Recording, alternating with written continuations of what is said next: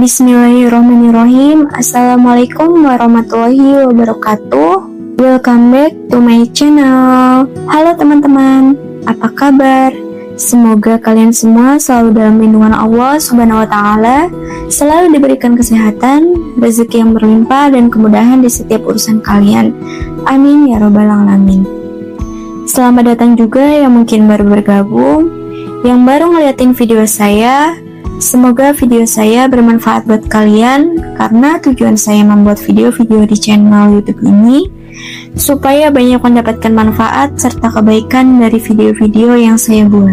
Jadi di video kali ini saya mau sharing tentang bagaimana caranya supaya bisa ikhlas dalam menghadapi sesuatu. Sekali lagi, di sini saya bukan menggurui, saya bukan sok mengajarkan seolah saya yang paling sempurna, karena sesungguhnya kesempurnaan hanya dari Allah Subhanahu wa Ta'ala. Di sini saya hanya berbagi, saya hanya sharing pengalaman-pengalaman pribadi saya, pengalaman orang-orang terdekat saya, dan saya sangat berharap semoga tips-tips yang saya bagikan tentang solusi hidup bahagia atau bagaimana cara menghadapi hidup dan lain-lain bisa bermanfaat buat teman-teman semua, terutama dalam menjalani kehidupan. Oke, baiklah. Jadi bagi yang penasaran bagaimana caranya supaya bisa ikhlas dalam menghadapi sesuatu, silahkan tonton video ini sampai habis. Semoga bisa membantu teman-teman semua yang mungkin sedang bingung nih cara menerima keadaan yang mengharuskan kalian ikhlas. Barangkali di video saya bisa sedikit membantu teman-teman semua. Dan jangan lupa yang belum klik tombol subscribe, silahkan klik dulu tombol subscribe supaya kalian tidak ketinggalan video-video bermanfaat lainnya dari channel ini. Oke, jadi silahkan duduk manis dan stay tune. Baik teman-teman, jadi sebenarnya ikhlas ini adalah suatu keadaan, suatu kondisi di mana kita bisa menerima dengan lapang dada, menerima dengan hati yang nyaman, hati yang tenang sesuatu yang terjadi pada kita. Nah, tapi terkadang tidak semua orang bisa mencapai tahap ikhlas tersebut. Tidak semua orang mudah untuk sampai di titik ikhlas.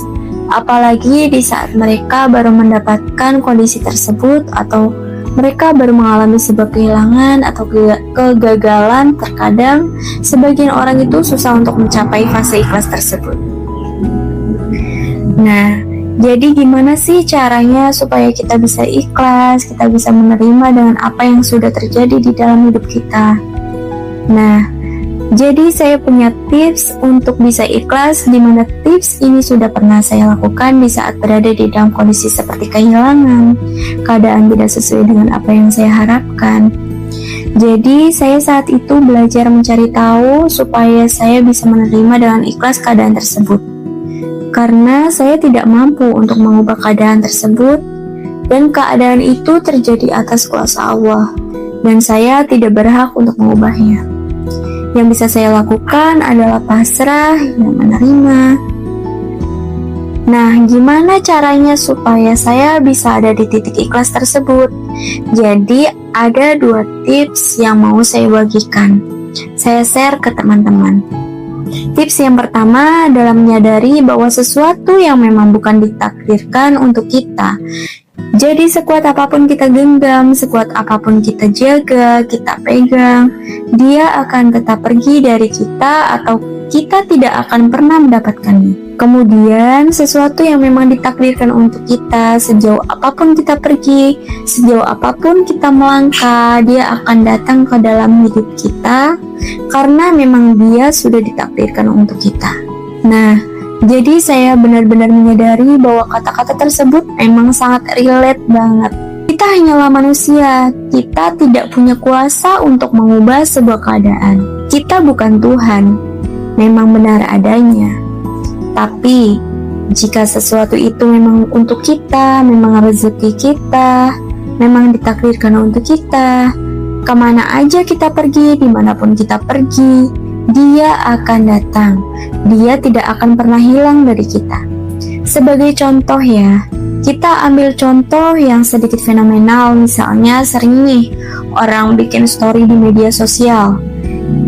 Jadi ceritanya itu mungkin dia sudah menjalin hubungan dengan seseorang itu sudah bertahun-tahun lamanya.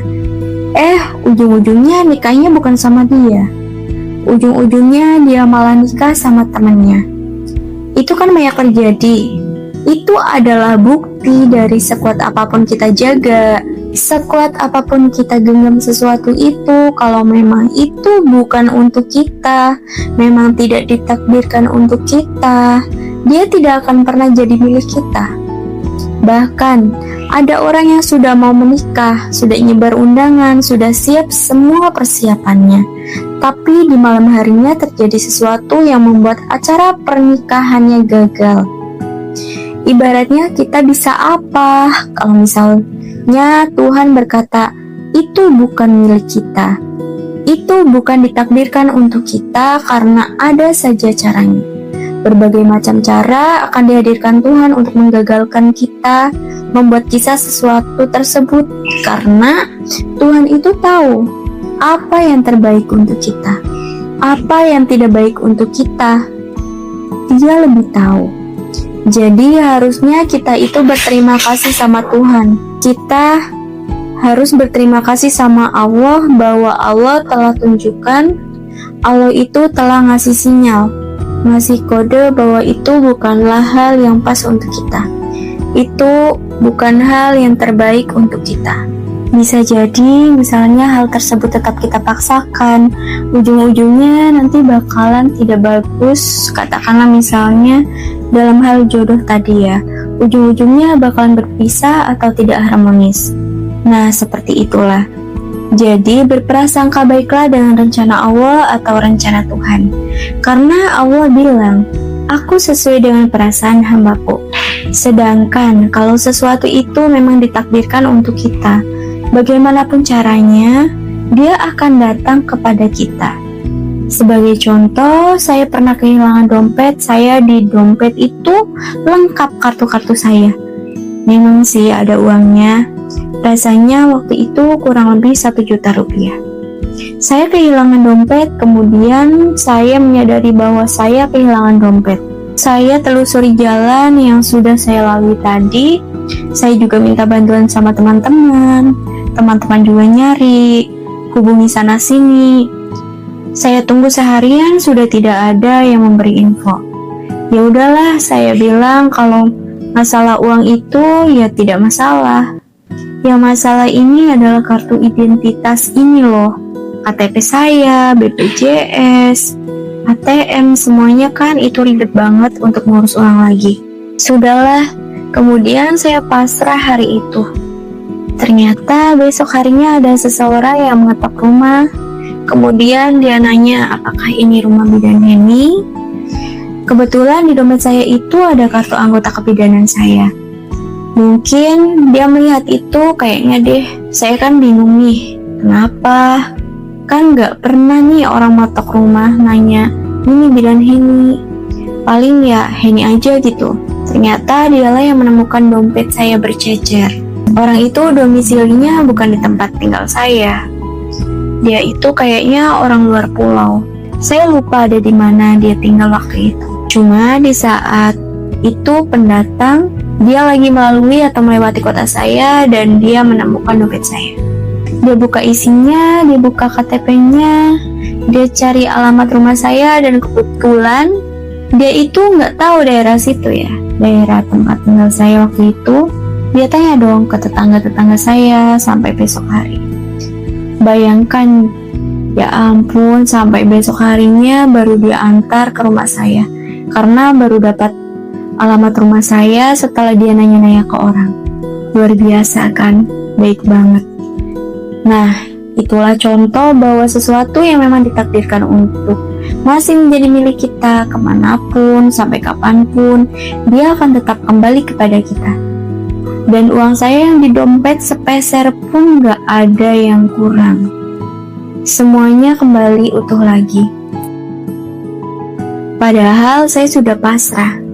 Saya sudah rencana mau lapor ke kantor polisi. mau minta surat kehilangan kayak gitu. Jadi di situ saya menyadari bahwa memang benar apapun yang memang ditakdirkan untuk kita akan kembali kepada kita.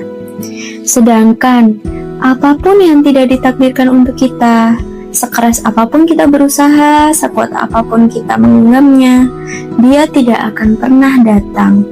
Dia tidak akan pernah menjadi milik kita gitu, teman. Jadi benar-benar sadari bahwa itu memang benar adanya. Nah, jadi kalau sudah kita bisa menyadari hal itu, insya Allah kita akan mudah menerima sesuatu. Itu adalah tips yang pertama ya. Kemudian tips yang kedua adalah menyadari bahwa everything happens for a reason. Semua yang terjadi di dunia ini karena sebuah alasan. Jadi tidak ada semua kejadian di dunia ini, tidak ada yang kebetulan. Semuanya yang terjadi karena ada alasannya. Contohnya, misalnya kalian kehilangan seseorang, ya tidak usah terlalu meratapi sebuah kehilangan tersebut. Sedih boleh, tapi jangan berlarut. Karena apa? Karena kehilangan kalian ini akan segera digantikan dengan yang lebih baik. Itu adalah janji Tuhan. Itu adalah janjinya Allah. Allah itu selalu menyiapkan yang terbaik untuk setiap hambanya yang percaya kepadanya. Allah tidak pernah mengambil sesuatu selain menggantinya menjadi yang lebih baik. Itu adalah janji Allah. Kalian itu harus senang bahwa sesuatu itu berarti tidak baik untuk kalian. Sesuatu itu berarti tidak pas untuk kehidupan kalian. Maka di depan nanti akan ada sesuatu yang akan menggantikan yang hilang tadi, yang jauh lebih baik. Jadi kalian harus menyadari benar-benar bahwa apapun yang terjadi itu karena ada alasannya. Contoh lain, misalnya kalian gagal atau tidak lolos di sebuah ujian. Misalnya kalian gagal dalam ujian CPNS. Ya udah, berarti ada tempat yang lebih bagus daripada tempat yang kalian inginkan. Allah sudah menyediakan porsi yang jauh lebih baik dari apa yang kalian inginkan tadi, dari apa yang kalian rencanakan. Ingat, rencana Allah itu jauh lebih indah, jauh lebih bagus dibandingkan rencana kita. Allah itu adalah Tuhan, Tuhan yang maha segalanya. Kita apa? Kita hanya manusia yang bisa merencanakan sesuai batas pikiran kita aja kan. Sedangkan kalau rencana Allah itu bahkan bisa sebuah hal yang tidak pernah kita bayangkan. Nah, dengan kata lain, dengan kalian menyadari, benar-benar menyadari dua hal itu, insya Allah hati kalian akan merasa tenang, hati kalian akan merasa damai. Pasti kalian akan mengatakan, oh iya ya, oh benar juga ya. Nah, jadi gitu ya teman-teman. Jadi di setiap kejadian, di setiap peristiwa yang mungkin tidak kita inginkan itu selalu ada alasan. Itu selalu ada hal yang jauh lebih baik yang sedang menanti kita. Jadi teman-teman gak usah terlalu larut bersedih, gak usah terlalu larut kecewa atau terpuruk. Kalian langsung ingat dua hal tadi aja.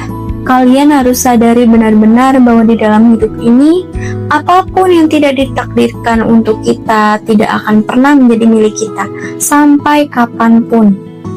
Dan apapun yang sudah memang ditakdirkan untuk kita, kemanapun kita pergi, dia akan datang kepada kita. Dan juga everything happens for a reason. Semuanya terjadi itu karena sebuah alasan. Jadi kalian gak usah bingung kenapa ini terjadi, kenapa itu terjadi, kenapa ini, kenapa begitu. Semuanya sudah ada alasannya. Semuanya sudah ada porsinya masing-masing. Kalian tinggal duduk manis dan menyiapkan diri untuk menyambut sesuatu yang lebih bagus, yang lebih baik, yang lebih berharga daripada keadaan kalian sebelumnya. Sadari dua hal itu aja. Insya Allah hidup kalian bakalan tenang, bakalan rileks, bakalan jauh lebih bahagia daripada sebelumnya. Dan saya sudah membuktikannya teman-teman, karena ketika kita bisa ikhlas, kita bisa pasrah dan menyerahkan sepenuhnya hanya kepada Allah, hanya kepada Tuhan. Disitulah keajaiban Allah akan datang dengan sangat menakjubkan, dengan sangat luar biasa. Kalau kalian tidak percaya, buktikan sendiri. Sekian dulu sharing saya hari ini, semoga bermanfaat untuk teman-teman semua. Sampai jumpa di video saya selanjutnya. Terima kasih sudah menonton. Wassalamualaikum warahmatullahi wabarakatuh.